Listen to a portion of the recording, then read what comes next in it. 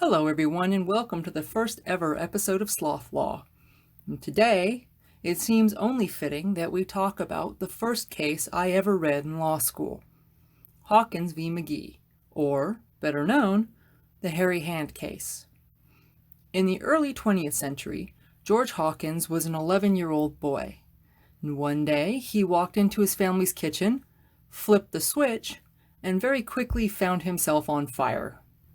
As a result, he walked away with significant burns to his hand, and these burns later scarred. In trying to help his son, George's father took him to a local doctor, Edward McGee, to have the scars removed. Unfortunately for Dr. McGee, he made a rather significant error during this meeting and promised the family he would make the hand a 100% perfect hand again. This is also where things end up getting a little hairy for young George, and yes, that pun was intended.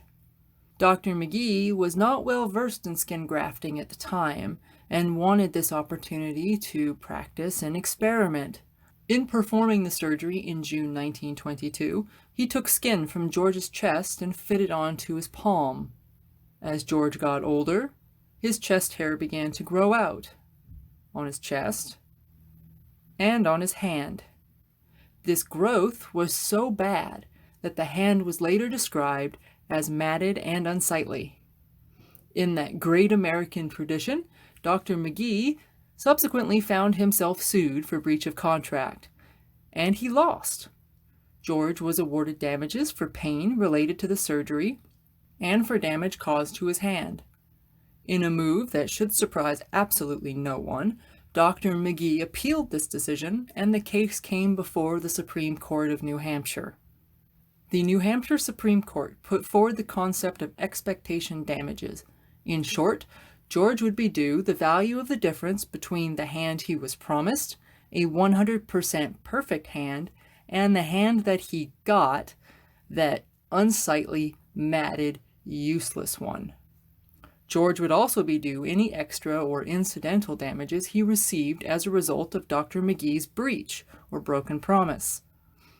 The whole idea of this concept is to try and put the plaintiff, here George Hawkins, back in the same position he would have been in had the breach never occurred. That's to say, to put him in the same position he would have been if his hand had been perfect as promised. Now there was a twist. Remember when I said before that George had been awarded damages for the pain related to the surgery? The New Hampshire Supreme Court said no. In their view, George's pain as a result of the surgery did not increase the difference in value between the value of the hand he got and the hand he was promised.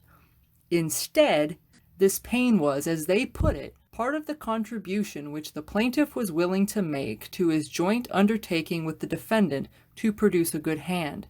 In short, pain was part of the bargain. In George's case, it was the literal skin he put into the game to get a perfect hand, and he was not able to claim damages for it. So what happened after this famous suit? George and Dr. McGee settled on a sum of $1,400 in June 1929, just a few short months before the stock market crash. Dr. McGee went on to sue his malpractice insurer to cover the cost of his loss after they refused to cover him. He lost that one too. But all was not lost for Dr. McGee. His medical practice continued to grow and flourish. He remained well respected in his community, and he was even elected mayor of the town later in life. George continued to have pain and sensitivity in his hand, though he was able to find work and eventually married.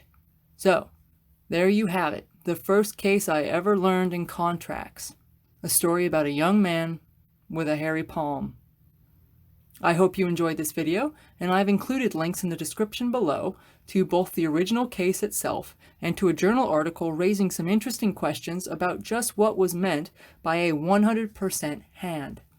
If you like this video, please do hit that like button below. It really does help with the algorithm, and don't forget to hit subscribe. Also, remember to comment on what you think below. Did the court get it right?